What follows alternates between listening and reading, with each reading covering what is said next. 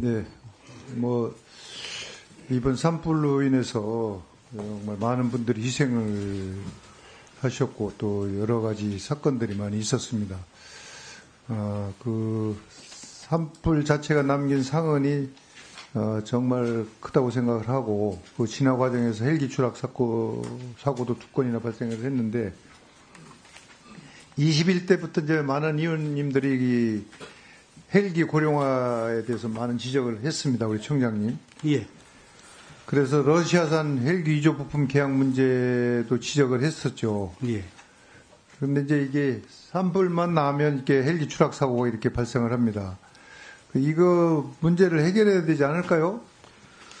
그래서 이제 추락한 헬기 같은 경우에 보니까 기령이 한 44년 됐고, 예. 맞습니까? 예, 맞습니다. 참 화면 좀 띄워주세요. 이제 산림청이 보유한 헬기 총 50대 정도 되죠? 예, 맞습니다. 이게 20년 된 헬기가 35대, 전체의 한 70% 되죠? 예, 맞습니다. 네. 이게 이제 법적으로는 문제가 없죠?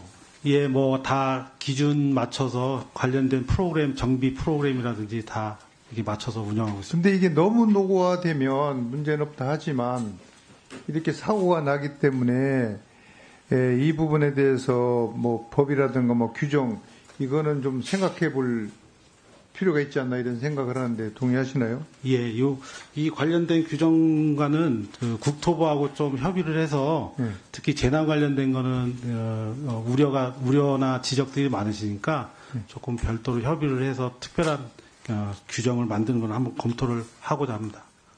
결국은 이 헬기 안정성 확보를 해야 되거든요. 그죠? 네. 예, 꼭 그렇게 해주시고 저한테 좀 보고를 해주세요. 그래서 이게 내구 연한에 대한 그 연구 용역 이거를 좀 해볼 필요 있지 않나요? 예, 지금 뭐 그래서 정확한 기준을 좀 마련을 하는 게 좋을 것 같은데. 지금 현재는 우리나라 산림청에서 도입한 운영하는 헬기 중에서 내구 연한이 정해진 거는 러시아산 까모포 헬기 말고 아니 그러니까 연구 용역을 좀 해서 정확하게 좀 기준을 좀 마련해 두려는 부탁입니다. 예, 알겠습니다. 예. 그리고 PPT 좀 띄워주시고요. 이게 미국의 고정익 항공유 진화 시스템인데 이게 담수량이 많은 8,000리터보다도 더 많다고 그러죠. 한 3배 가까이? 예.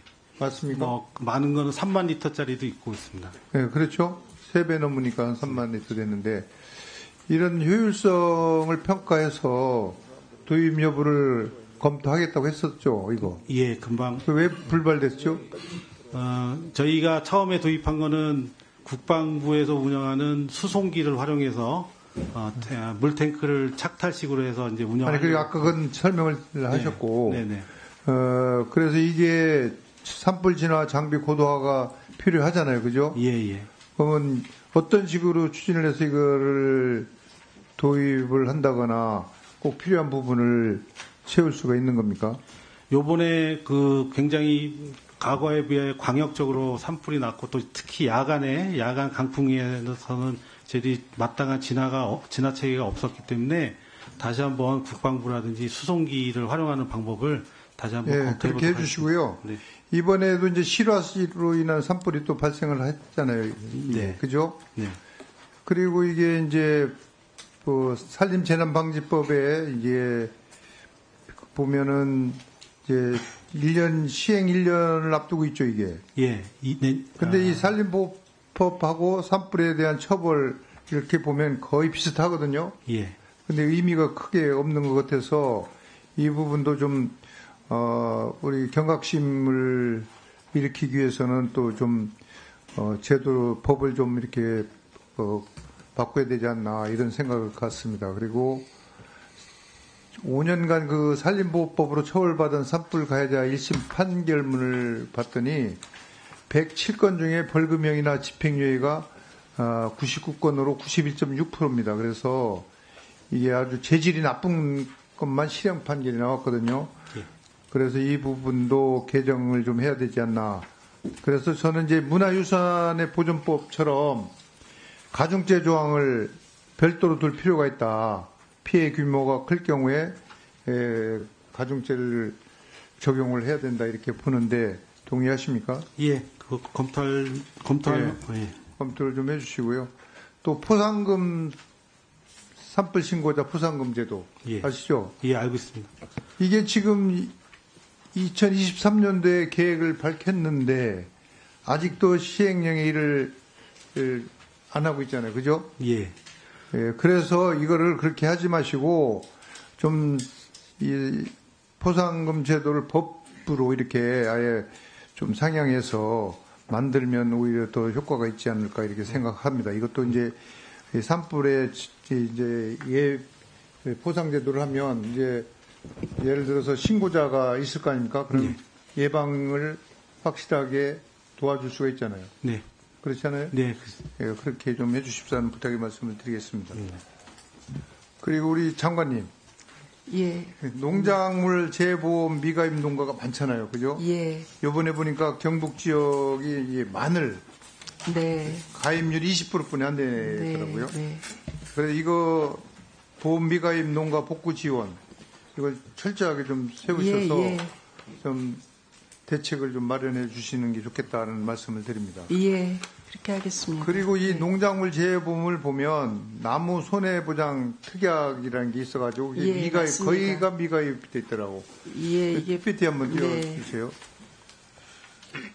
이게 이제 저렇게 돼 있는데 저기 식재 타면 문명을 이렇게 이제 산불로 남은 것 하면 식재를 해야 되잖아요. 예, 근데 이제 과수목이 고사해서 또 벌목이 불가피한 상황에서 보험 보장을 받기 위해서는 나무 손해보장 아까 얘기했던 특약을 별도로 해야 되는데 네. 이게 안 되는 그런 과수원 농가에 대해서는 어떤 대책이 좀 있나요? 지금 나무보장 특약 가입률이 76.8% 정도 됩니다, 의원님. 예. 그래서 지금 저희가 특히 나무 같은 경우에는 요 보장 특약을 들은 것하고 안 들은 것하고 사실 굉장히 차이가 보상비가 심한데요. 그래서 이게 또 단연생이지 않습니까? 그래서 그 한 4, 5년간 소득이 없다라는 점을 고려해서 그 생계비 추가 지원 방안에 대해서 관계부처랑 협의를 하고 있는 중입니다, 의원님. 근데 또 이게 산불이 나서 사과를 저장해 놓은 게 있습니다. 예, 그것도 화재보험을 들어놓은 경우가 아니면 보장이 안 돼서 그 부분도 지금 특별히 대책을 좀 관계부처랑 협의하고 있는 중입니다, 의원님. 예, 예. 네, 수고하셨습니다. 다음은 주철 의원님 질의하시겠습니다.